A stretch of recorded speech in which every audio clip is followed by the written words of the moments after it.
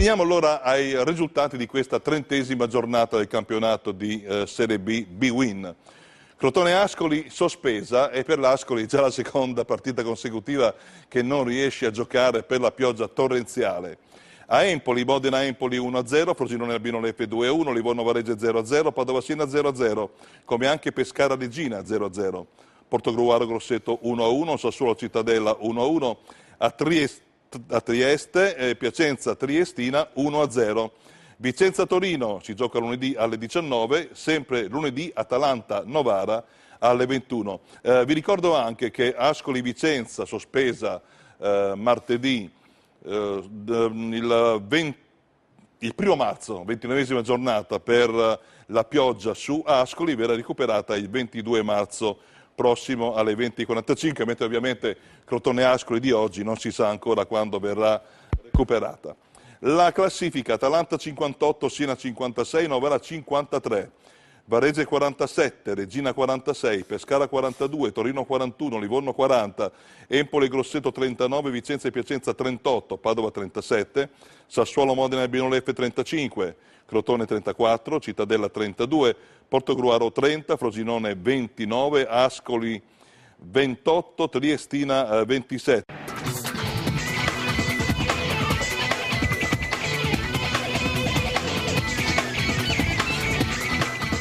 Per ora è aggancio, in futuro chissà. Il Vicenza si iscrive alle protagoniste indiscusse del campionato, sconfiggendo il Torino e facendo una fragorosa irruzione in zona playoff. Marana ha l'occasione di far assumere ai suoi il ruolo di insidiosi outsiders d'alta classifica, una parte che prova a recitare sorprendendo tutti con la scelta di schierare Tulli al fianco dell'ex di lusso abbruscato. Lerda, giunto all'ennesimo punto di svolta di una stagione in cui raramente la sua squadra è riuscita a rispondere presente, deve fare i conti con una situazione di totale emergenza, che non riguarda però il reparto avanzato, trainato dalla vivacità di Antenucci e dalla concretezza del solito Bianchi, di cui non ci si mette molto a notare la presenza.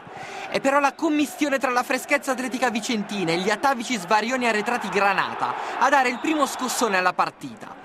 Cavanda gestisce malamente l'ennesimo traversone vicentino e Bassi lo segue a ruota optando per un'uscita a rallentatore, accelerata solo nel momento meno opportuno, urtando botta ed inducendo così Guida a concedere un rigore comunque molto severo.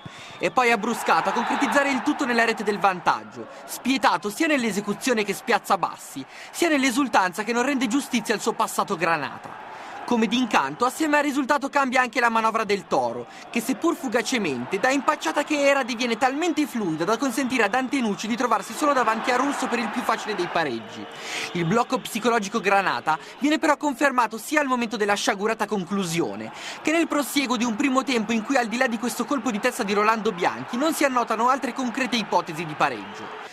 Per quanto apparentemente volenteroso, l'approccio alla ripresa del Torino non consegue gli effetti sperati, sia a causa della loro inconsistenza, che ancor più per l'imprecisione di chi si trova deputato alla conclusione. La contromossa di Lerda è allora quella di rafforzare almeno numericamente la propria efficacia offensiva, inserendo Pellicori in luogo del terzino Cavanda, intasando in maniera ancora maggiore le già serratissime fila vicentine e complicando così la ricerca di uno sbocco utile alla conclusione. Chi seppur a fatica dei pertugi li trova e come è invece il Vicenza. La pressione mediana biancorossa ha infatti l'effetto di innescare ripartenze potenzialmente rapide, che si trasformano poi in incursioni elaborate, che hanno però l'effetto di scuotere l'apatia generale. Come è accaduto in occasione del gol, il Toro si scuote immediatamente dopo lo schiaffo, avendo la più limpida delle opportunità con il proprio capitano Rolando Bianchi. La rabbia liberata dal suo destro si stampa però sulla traversa. La fiera delle contraddizioni Granata trova poi un nuovo capitolo nel liscio di Savagno, che apre ad abbruscato una prateria che solo il sontuoso colpo di reni di Bassi evita si trasformi nel termine anticipato della contesa. Una prodezza però fine a se stessa, perché nessuno dei poco convinti tentativi Granata conferisce l'input giusto per innescare l'assedio che sarebbe stato lecito attendersi, condannando così il Torino alla quarta sconfitta in 6 partite e Franco Lerda ad un futuro ancora più oscuro del suo già grigissimo presente. Mentre il Vicenza se la gode, gli outsider ora sono protagonisti.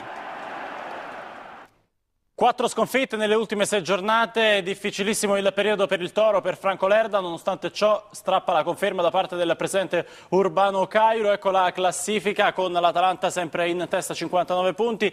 Direttore, Mancini. In questi casi fa bene il presidente Cairo, il Torino in generale, a confermare la fiducia all'allenatore, un po' come avete fatto voi in passato con Ficcadenti?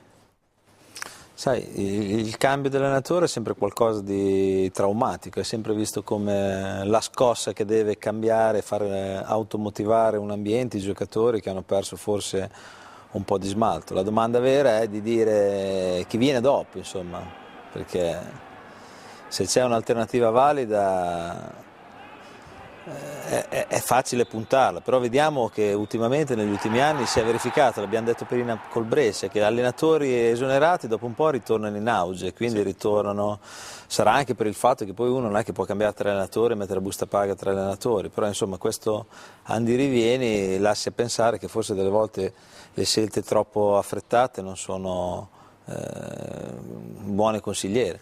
Noi abbiamo fatto una scelta molto difficile, equilibrata per certi versi, però le riprove non si avranno mai, insomma, se uno può dire se tu avessi cambiato quanti punti avresti, potevi avere 3 di meno o 5 di più, quindi molte volte il cambiare tanto per cambiare è sbagliato.